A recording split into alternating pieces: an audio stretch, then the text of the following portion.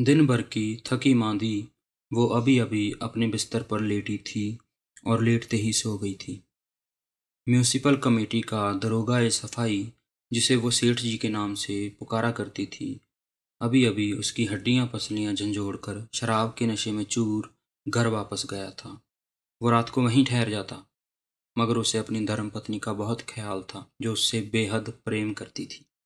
वो रुपए जो उसने अपनी जिस्मानी मशक्क़त के बदले दरोगा से वसूल किए थे, उसकी चुस्त और थूक से भरी चोली के नीचे से ऊपर को उभरे हुए थे।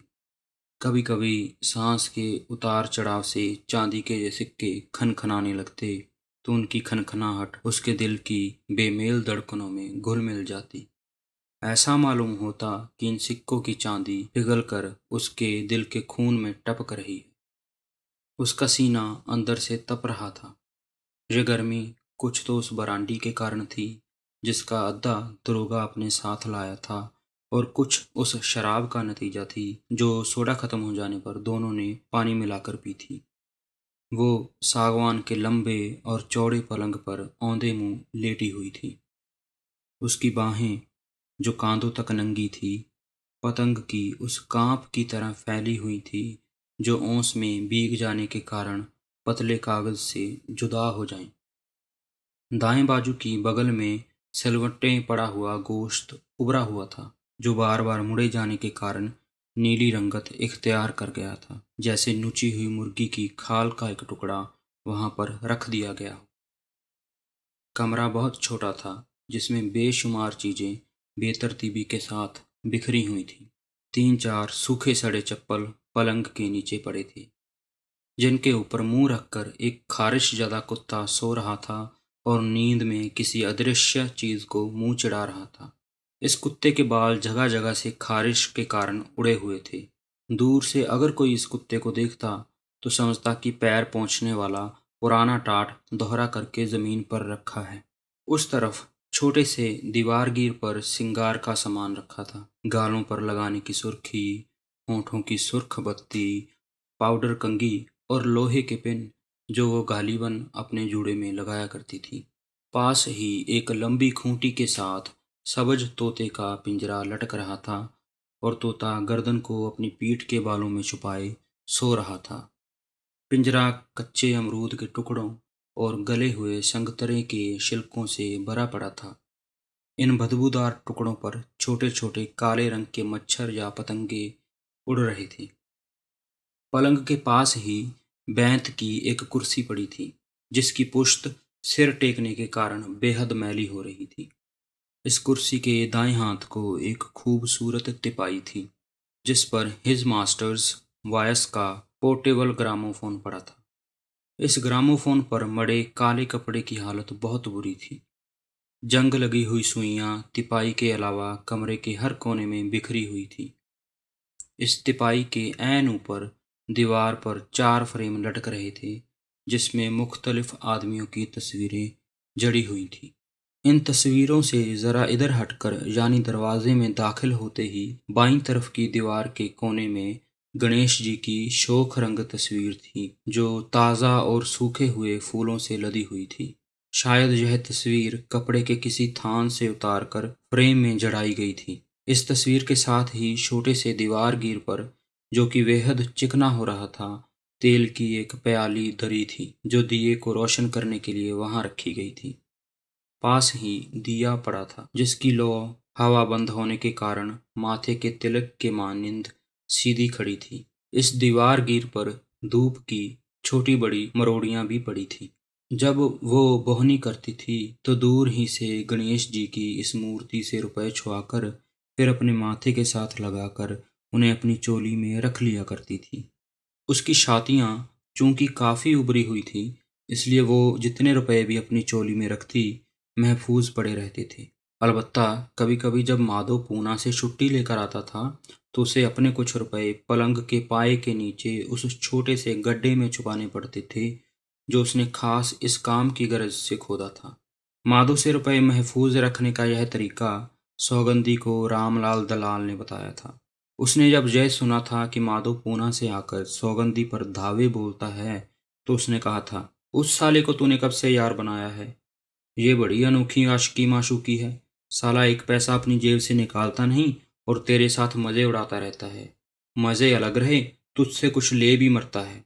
सौगंधी, मुझे कुछ दाल में काला काला नजर आता है। उस साले में कोई बात ज़रूर है जो तुझे भा गई है। 7 साल से यह धंधा कर रहा हूँ और तुम छोकरियों की सारी कमज़ोरियाँ जानता हूँ।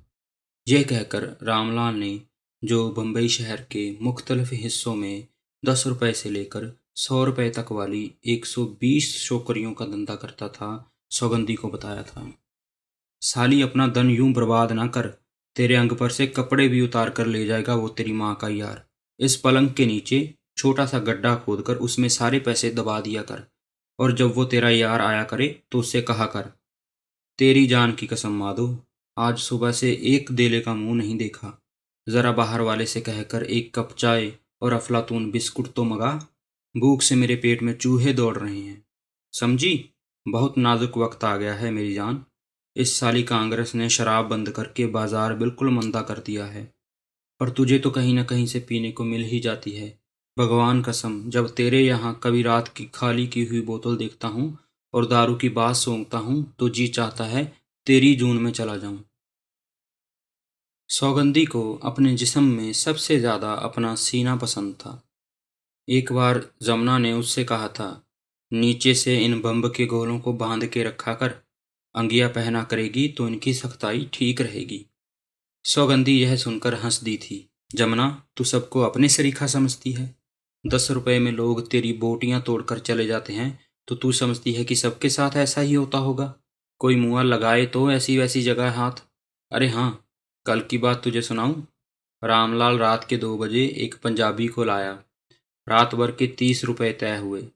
जब हम सोने लगे तो मैंने बत्ती बुझा दी। अरे वो तो डरने लगा। सुनती हो जमुना, तेरी कसम, अंधेरा होते ही उसका सारा ठाठ किरकिरा हो गया। वो डर गया। मैंने कहा, चलो चलो, देर क्यों करते हो, 3 बजने वाले हैं, अभी दिन चढ़ जाएगा। वो बोला, रोशनी करो रोशनी करो। मैंने कहा, ये रोशनी क्या हुआ? वह बोला, लाइट लाइट। उसकी बिंची हुई आवाज़ सुनकर मुझसे हंसी ना रुक सकी। भाई, मैं तो लाइट ना करूँगी।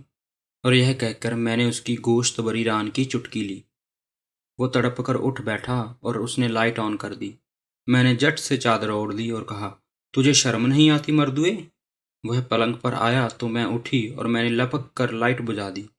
वो फिर घबराने लगा। तेरी कसम, बड़े मज़े में रात कटी।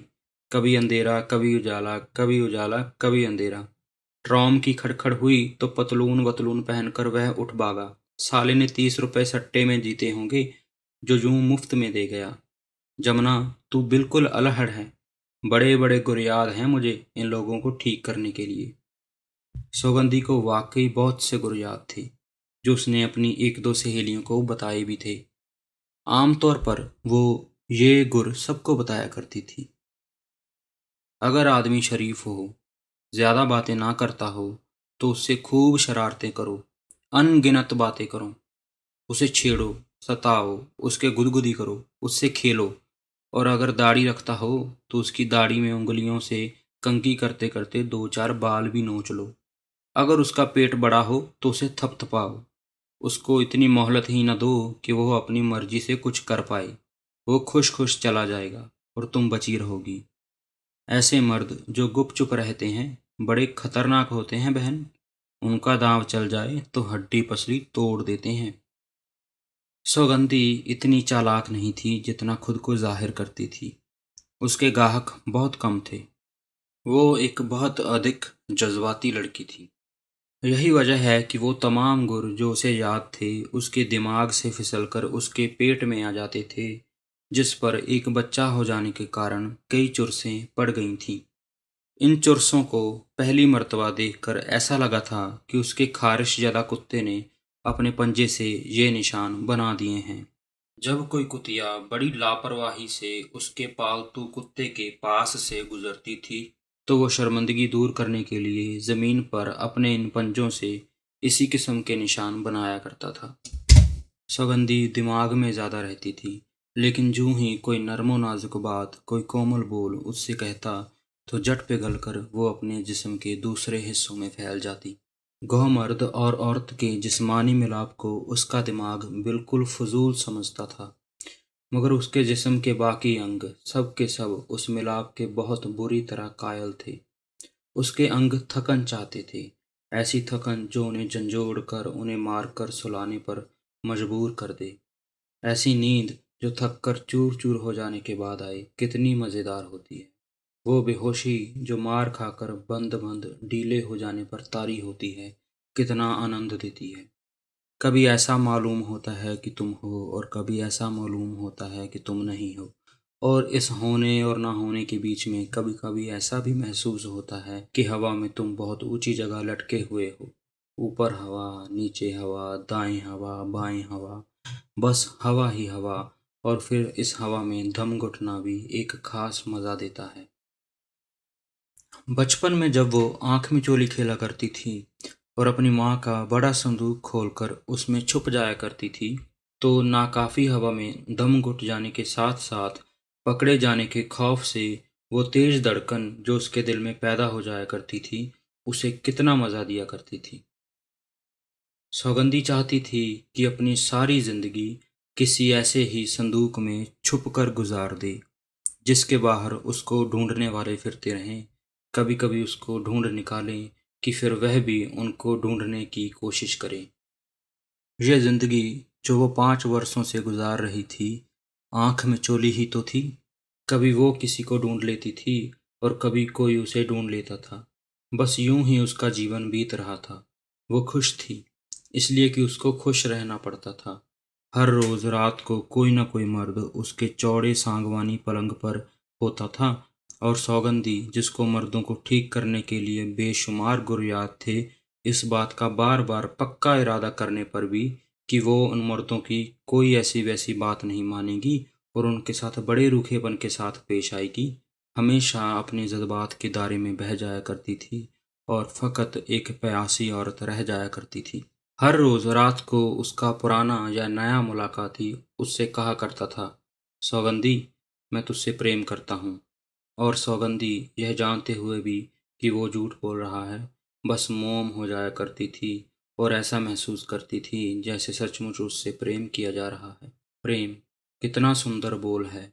वो चाहती थी कि इस प्रेम को पिघलाकर अपने अंग अंग पर मल ले, इसकी अपने बदन पर मालिश कर ले कि ये सारे का सारा उसके मसामों में रच बस जाए, या फिर वो खुद उसके अंदर चली जाए, सिमट सिमटा कर उसके अंदर दाखिल हो जाए और ऊपर से ढकना बंद कर दे। कभी कभी जब प्रेम किए जाने का जज्बा उसके अंदर बहुत शिद्दत इख्तियार कर लेता था, तो कई बार उसके जी में आता कि अपने पास पड़े हुए आदमी को अपनी गोद में लेकर थपथपाना शुरू कर दे और लोरियां देकर उसे अपनी गोद ही में सुला दे। प्रेम कर सकने की समर्था उसके अंदर इस कदर ज्यादा थी कि हर उस मर्द से जो उसके पास आता था, वो मोहब्बत कर सकती थी और फिर उस मोहब्बत को निभा भी सकती थी। अब तक 4 मर्दों से अपना प्रेम निभा ही तो रही थी, जिनकी तस्वीरें उसके सामने दीवार पर लटक रही थीं। हर वक्त ये एहसास उसके दिल में मौजूद रहता था कि वो बहुत अच्छी है। यह अच्छापन मर्दों में क्यों नहीं होता? यह बात उसकी समझ में नहीं आती थी। एक बार आईना देखते हुए बेइख्तियार उसके मुंह से निकल गया था, सौगंधी, तुमसे ज़माने ने अच्छा सलूक नहीं किया।